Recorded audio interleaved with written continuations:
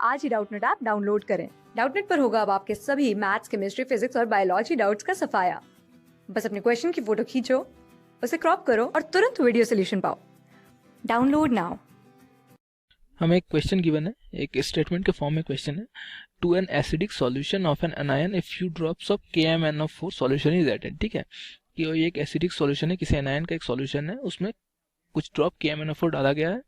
Which of the following if present will not decolourise KMnO4 solution. ठीक है, तो कह रहा है इनमें से जो चार ऑप्शन हैं, चार ऑप्शन में चार एनायन है, इनमें से कौन सा ऐसा एनायन है अगर वो सॉल्यूशन में प्रेजेंट रहा तो वो KMnO4 सॉल्यूशन को डिक्लेराइज नहीं करेगा।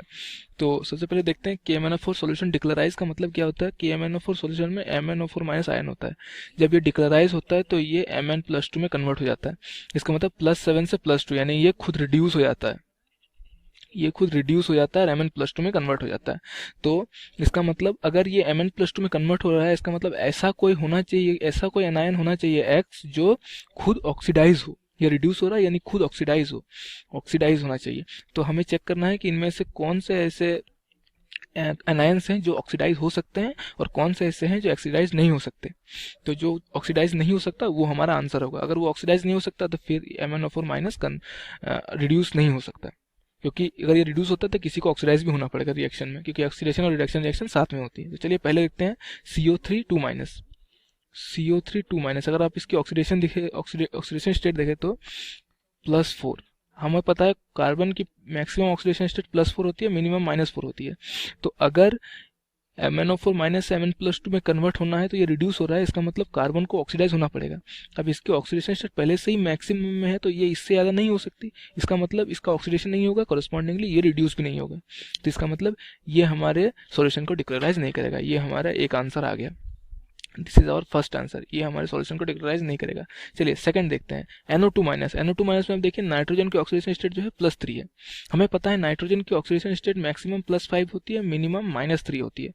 अब इस एनायन में नाइट्रोजन की ऑक्सीडेशन स्टेट +3 है, तो ये चाहे तो +5 में ऑक्सीडाइज हो सकता है, और अगर ये +5 में ऑक्सीडाइज हुआ तो KMnO4 भी +2 में रिड्यूस हो जाएगा। इसका मतलब ये हो सकता है, ये एनायन प्रेजेंट हो सकता है जो डिक्लेराइज कर देगा। सिमिलरली देखिए सल्फर की ऑक्सीडेशन स्टेट -2 है। हमें पता है सल्फर की मिनिमम ऑक्सीडेशन स्टेट -2 होती है, मैक्सिमम +6 होती है। तो अगर ये -2 में है तो इसका मतलब ये ऑक्सीडाइज करके +6 में जा सकता है, कॉरेस्पॉन्डिंगली MnO4 माइनस +7 से +2 में जा सकता है, यानी ये भी MnO4 माइनस सोल्यूशन को डिक्लेराइज कर देगा। चलिए Cl माइनस में देखिए, Cl माइनस में भी देखिए क्लोरीन की ऑक्सीडेशन स्टेट -1 है, और क्लोरीन -1 से 0 +1 +3 +7 में कन्वर्ट हो सकता है। अगर ये -1 से +7 में कन्वर्ट होता है, इसका मतलब ये खुद को ऑक्सीडाइज कर रहा है। अगर ये खुद को ऑक्सीडाइज कर रहा है तो करेस्पॉन्डिंगली MnO4 माइनस रिड्यूस होकर Mn+2 में कन्वर्ट हो जाएगा एंड KMnO4 सॉल्यूशन है वो डिक्लेराइज हो जाएगा। तो इसका मतलब ये भी हमारा सॉल्यूशन में प्रेजेंट हो सकता है जो KMnO4 सॉल्यूशन को डिक्लेराइज कर सकता है। तो इन चारों ऑप्शंस में एक ही ऑप्शन है जो इस सॉल्यूशन को डिक्लेराइज नहीं कर सकता, एंड दैट इज CO3-2, जो हमारा फाइनल आंसर है। क्लास 6 से 12 से लेके नीट, IIT, JEE मेंस और एडवांस के लेवल तक 10 मिलियन से ज्यादा स्टूडेंट्स का भरोसा। आज ही डाउनलोड करें डाउटनेट ऐप या व्हाट्सएप कीजिए अपने डाउट्स 8400 400 400 पर।